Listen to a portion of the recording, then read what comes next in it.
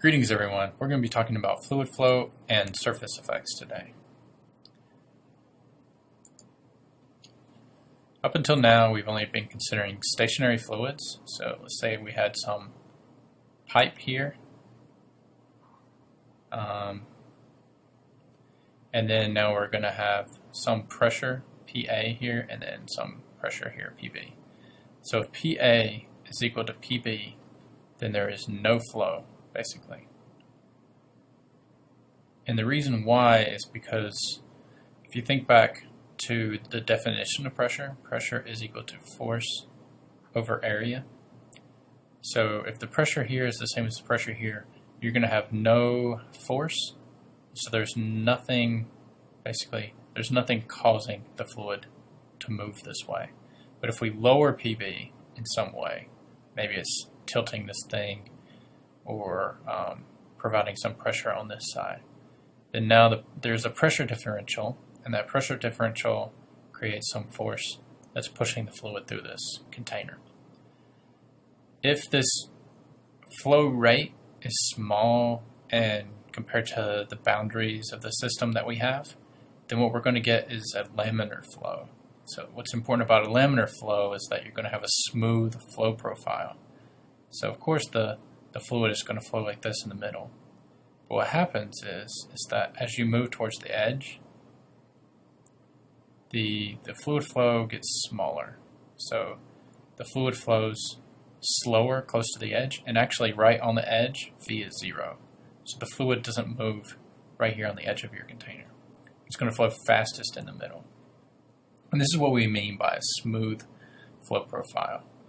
So a lot of what we're going to talk about is only going to pertain to these laminar flows. Turbulence is, some consider this a great mystery too, that one of the great unsolved mysteries in physics, especially in classical physics. So you may think that this is pretty, we have a good grasp of this. If you look here, this is nice shape that rotates this way, this one rotates this way, this one rotates this way, right? We can kind of map out what's happening here with our eyes, and we can come up with nice mathematical descriptions for this. What makes this hard is that basically describing this problem in mathematics and for any given boundary conditions that we have.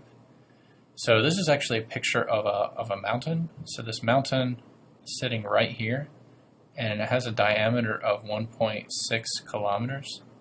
So this is a huge scale right here that's being set up. So this is some mountain, it's 1.6 wide and it's 1.6 tall. So it makes this nice barrier. And then the wind is blowing like this way. And what happens is when the wind blows past this barrier, it sets up these vortices. So this is one of the hallmarks of turbulent flow. So you have these nice big scale structures, but then you also have these very small scale structures that you can see all throughout here.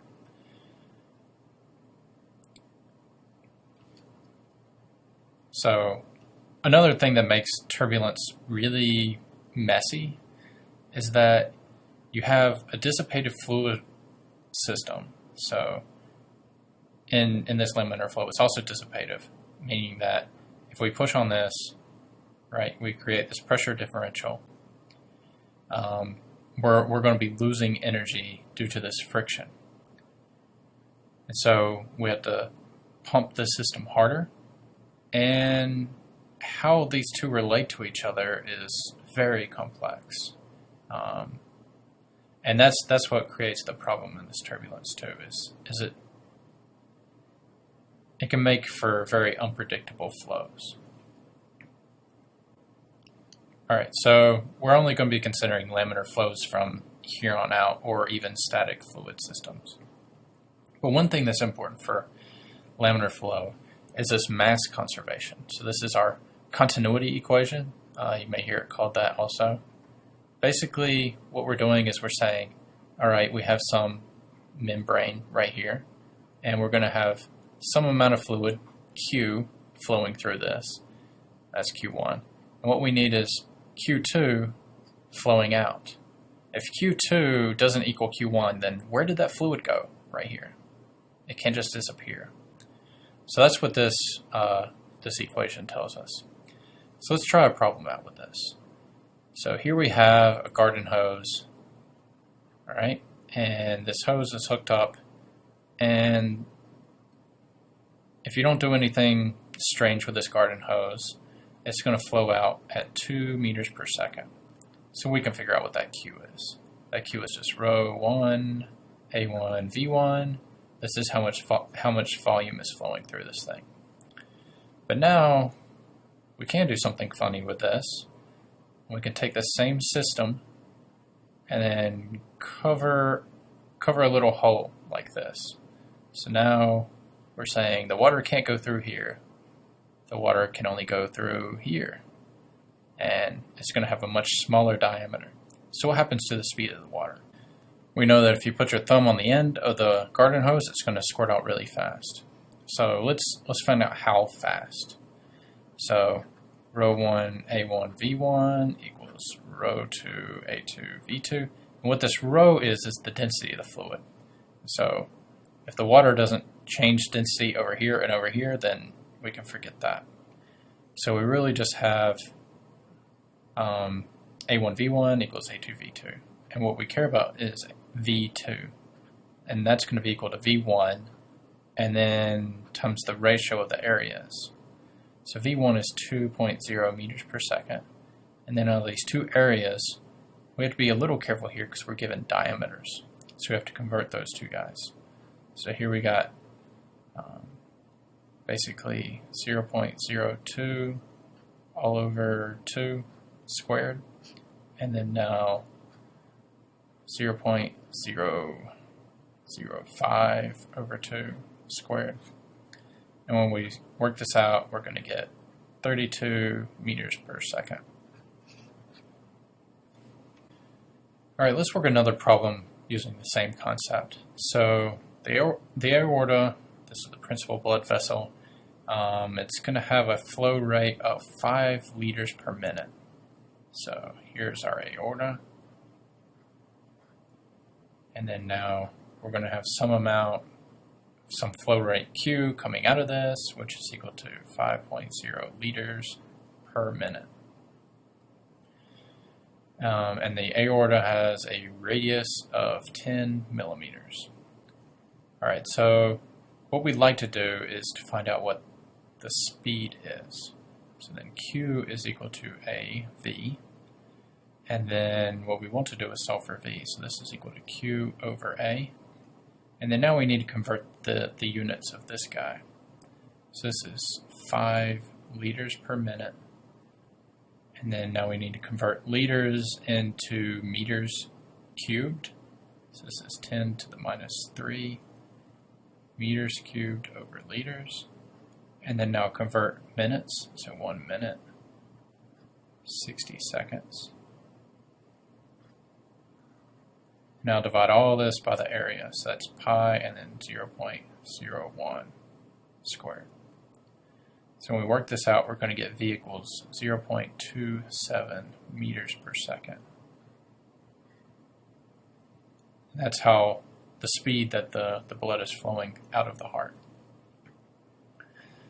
So now the rate of flow is this 5 liters per minute. And the speed that it is 0.27 meters per second. But this isn't how fast it travels through the capillaries. Through the capillaries, it's traveling much slower. So we're going to call this VA. So VC is equal to 0.33 meters per second. So here we have the aorta. But then after it goes to the aorta, it goes through all these different arteries through our body, and then eventually comes and there's a junction to a ton of capillaries. Eventually your blood has to flow through these. So then they're going to be, let's say, in capillaries.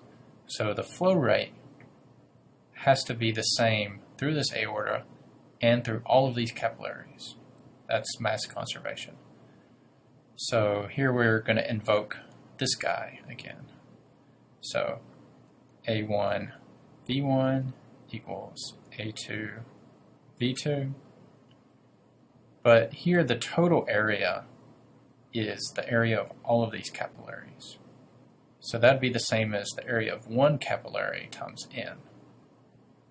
So now what we're going to do is solve for this n. N is equal to A of the aorta, V of the aorta divided by A of the capillary, V of the capillary. And if you work this out, you're going to get 5 billion capillaries.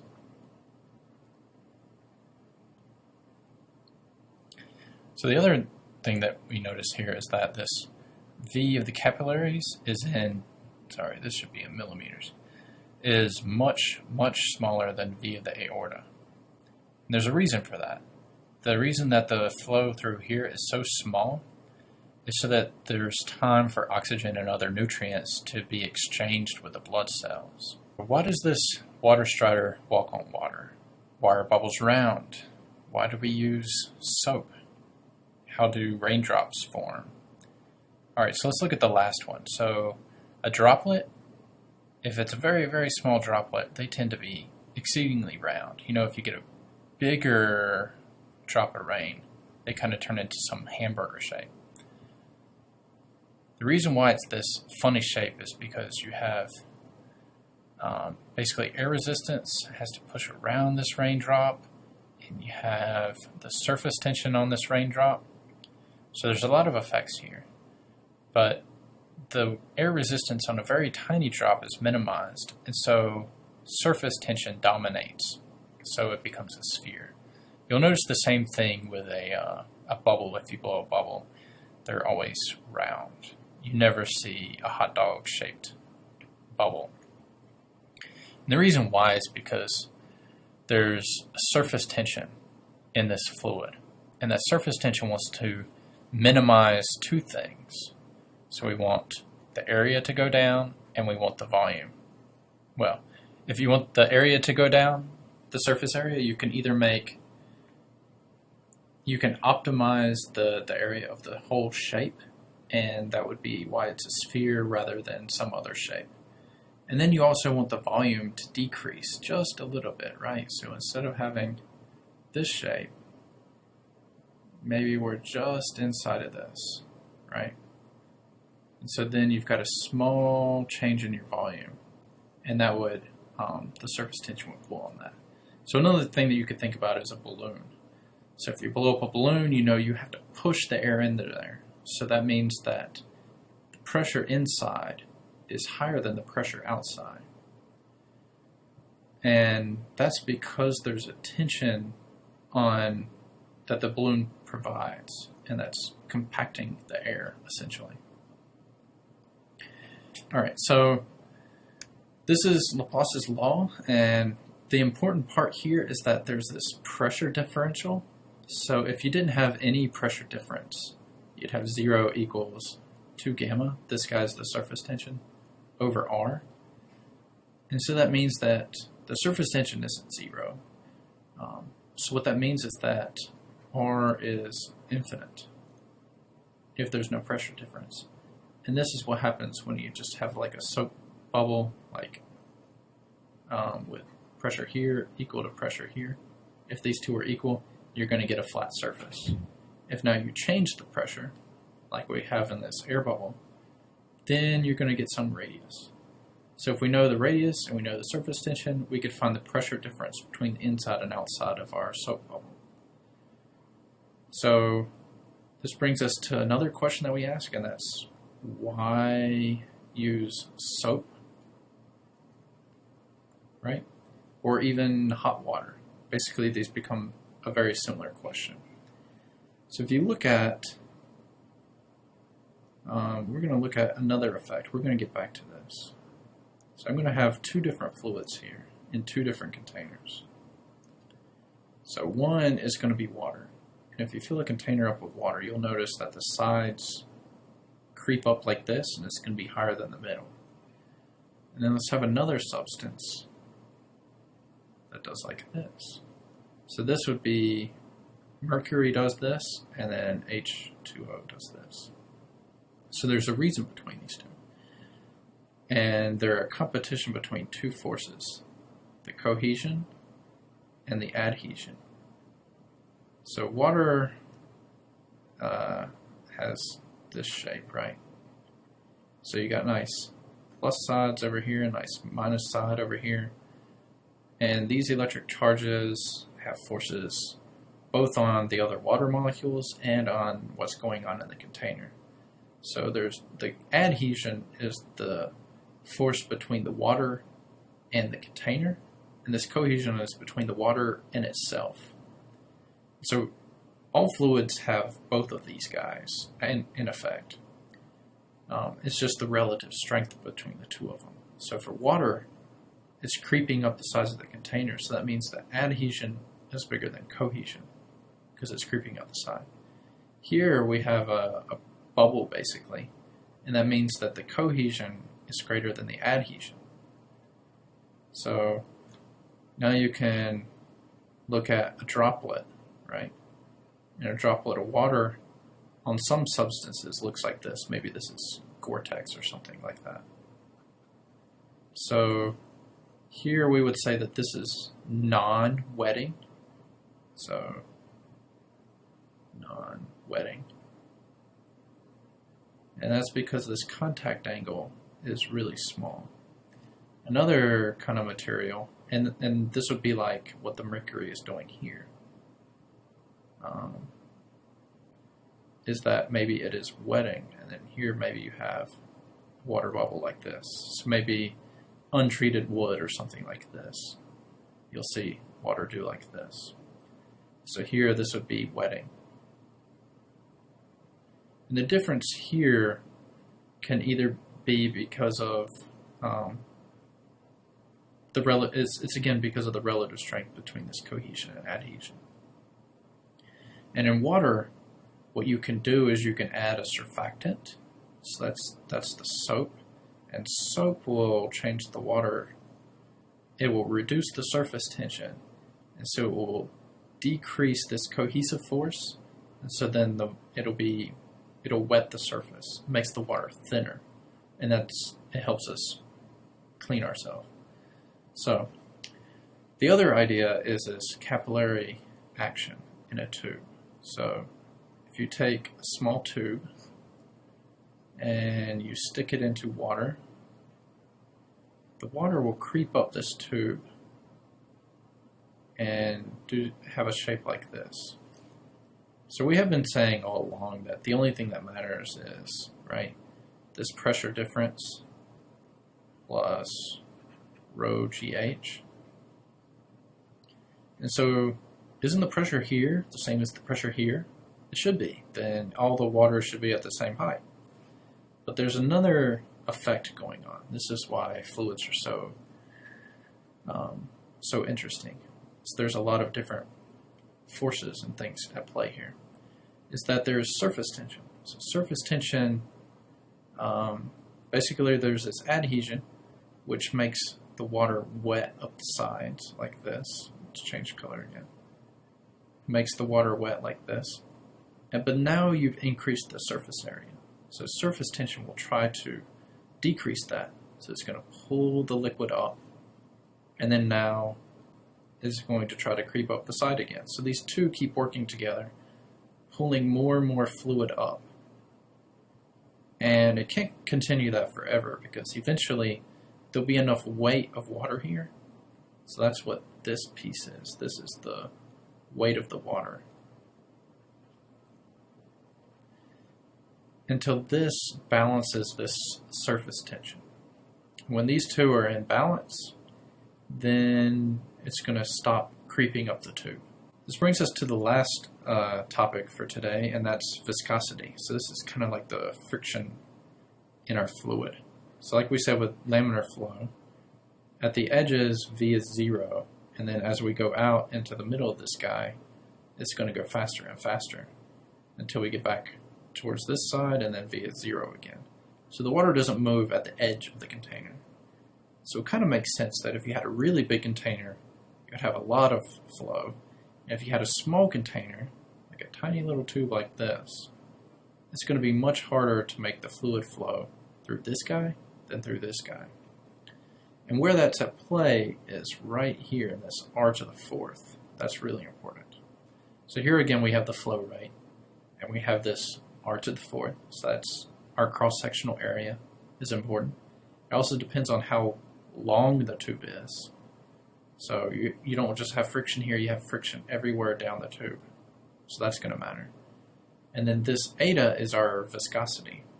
Viscosity has funny units. They're Pascal seconds. And then what also matters is this pressure differential. So we talked about that. If P1 equals P2, nothing flows. So that's 0, flow rate equals 0. So you have to have some pressure differential in order to make a flow rate. So now, how fast does, let's say that in our artery, we should have Q1. But now we found out that there's been some plaque deposits, and now we have Q2. And Q2 is equal to 1/2 Q1. So that's a problem. Let's figure out what happened to the radius of our artery then. So what we can do is plug in all of this into each of these. So here we have 1/2, and then now pi r1 to the fourth, all over 8, eta 1, L1, now times P, I'm going to call this PA minus PB, just to make it a little bit more simple.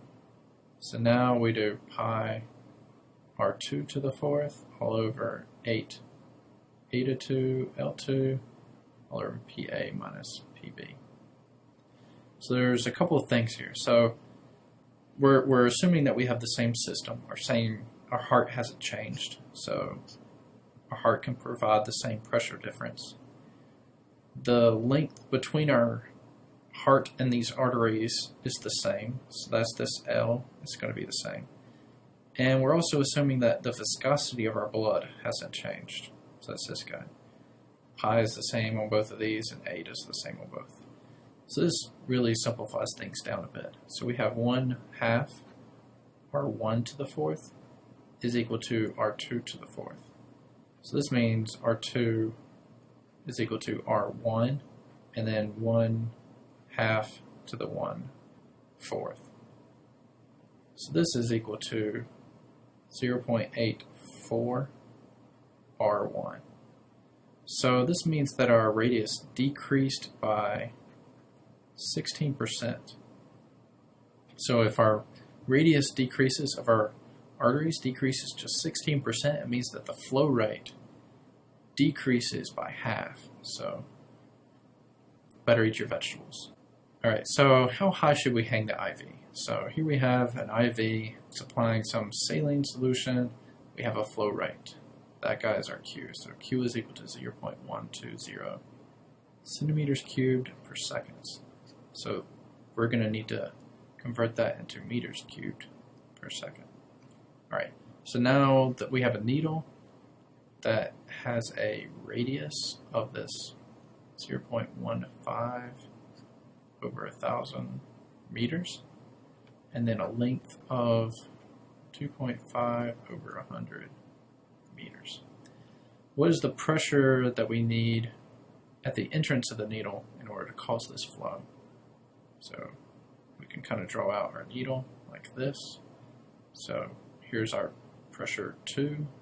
Here's the pressure in our vein, basically. And so the pressure in our vein is this guy. And so what we need is we need P2 to be bigger than this by some amount in order to give us this flow rate and everything else that we need.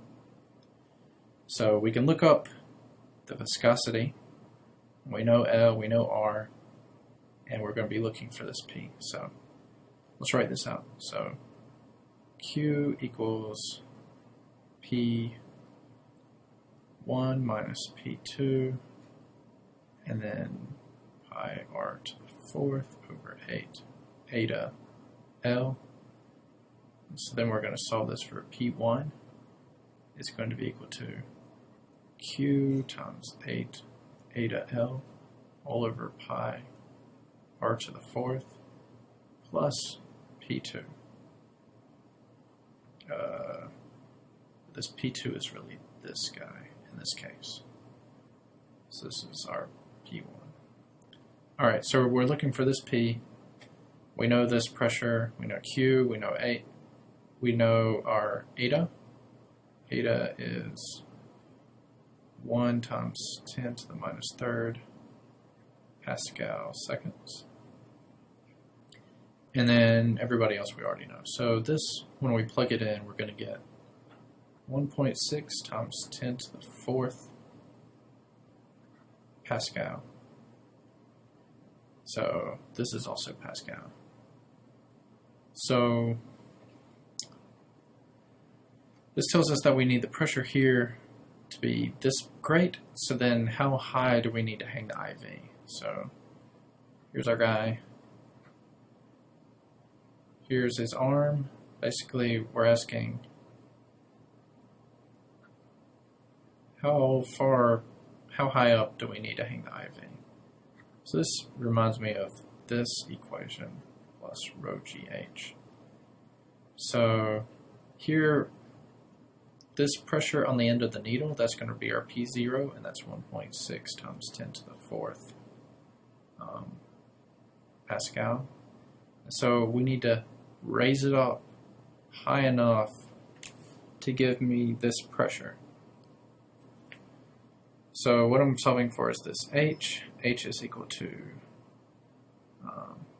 basically P minus P0 all over rho G. So then this is going to be equal to 1.6 times 10 to the fourth divided by 9.8 times 1,000 kilograms per meter cubed. And so I'm going to get 1.65 meters.